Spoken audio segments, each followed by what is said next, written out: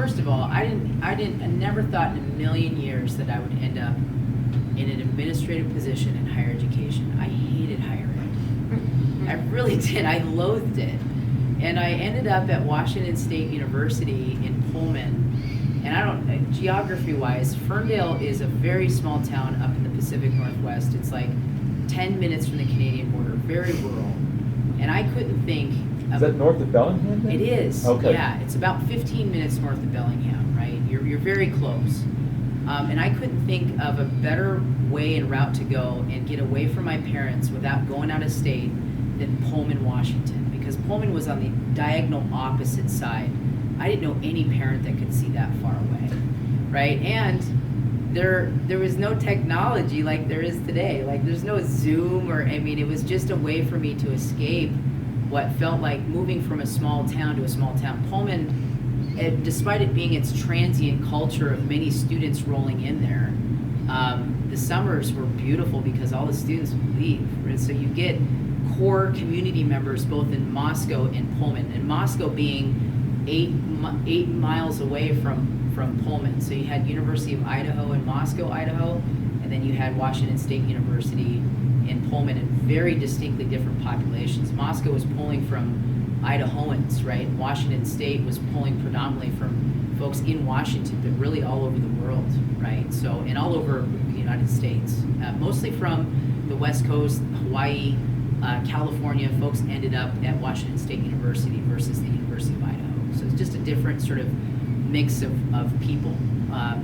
So when I moved there, I just didn't, what I should have probably done was attend Whatcom Community College, the very same place that I ended up being the VP for Student Services in, and started there in the Running Start program, but it was so new when I was in high school. No one knew a whole lot about it. There was a lot of just skepticism about it, about earning your high school diploma and your AA at the same time. I didn't think that was possible, and I didn't know how it worked. And so had I known what I knew now, I would have probably taken a little bit of a different trajectory in racking up dual enrollment courses, both at the high school and at the college, but I didn't know. And so going into Washington State University and really wanting to focus on kinesiology, biomechanics, that was kind of my area of study. I didn't perform well at Washington State University, and I kind of had career already in mind. You know, I wanted to be a personal trainer. I got certified at a very young age.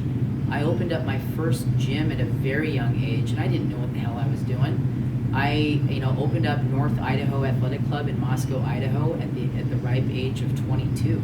I knew how to run and operate gyms because I was running and operating gym locally while I was going to school, but I didn't know the business back end of it. I didn't understand that, and I had business partners that had that understanding, and it was really difficult to manage that space and having some ownership of that space at the same time. So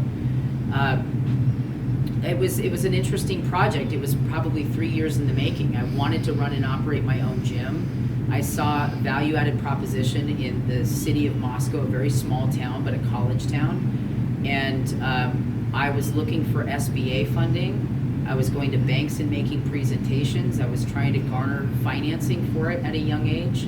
I didn't have a whole lot of credit to be able to put up, but I knew that there was SBA grants to get me there. And it just so happened that two individuals from the community, I was running my copies of my business plan at a local print store, and the owner said, "What are you doing?" And I said, "What?"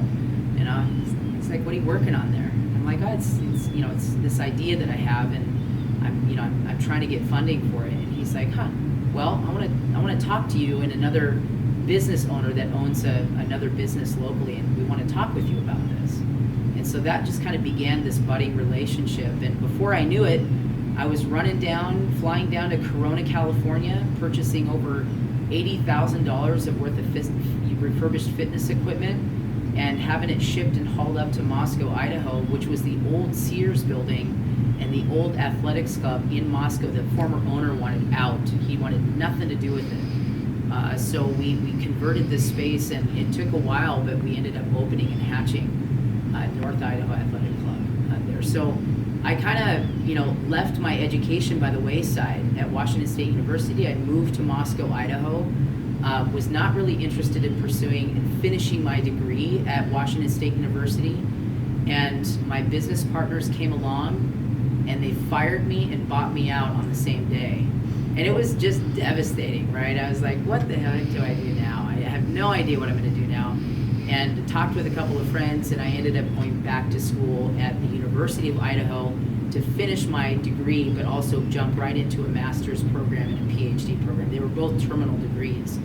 And I just, because of those work experiences, I had a totally different outlook on education. I was able to bring that in to my advanced degree experiences in ways that I never would have done if I hadn't had those experiences and had gone straight through college. And I think a lot about work-based learning experiences and being able to, a lot of these institutions are flipping the experiences. They're giving students work-based learning experiences and then they're getting them into the classroom. And I think there's a lot of value-added proposition because you get students kind of a fish in water trying to describe and make sense of their space in a working environment. And they're developing those skills, soft skills and hard skills, and then they're getting into the classroom environment and making sense of them. There's a lot of really unique high impact practices connected with that. So I would say I fell into the community college experience. It was an accident. I was looking for a job. I was in Seattle and working at University of Washington, Tacoma, and wanted to get back into teaching. This was the time where the branch campuses of the major flagship institutions were allowing first year students into transfer institutions. So freshmen were allowed to go in and they had no infrastructure built out for first year students. So that was my job, was taking a place and building a campus fitness center and installing that because I had experience in being able to do that as a business owner, and setting up a recreation and collaborative learning space for students, in addition to building out other peer mentoring and new student orientation and faculty-led mentoring programs at UW-Tacoma. So following that, it was just all of a sudden falling into teaching. I was like, what's this? Community colleges, teaching sociology, and I just fell in love. From then it was just, then on out, it was just finding gigs in places that I could teach, and knew that I had demonstrated leadership skills, strengths, and experiences to take myself into administrative work. And so that was the end of that at Bellevue College, being the director for high school programs. We managed over $4.5 million worth of funding. It was really just revenue from our school district partners because it was the paying apportionment of the FTE that they had to pay back to the colleges. So we generate about $4.5 million every year in revenue doing that. I know the funding models are a little bit different here, but that's what I was asked to leverage and lead for the institution.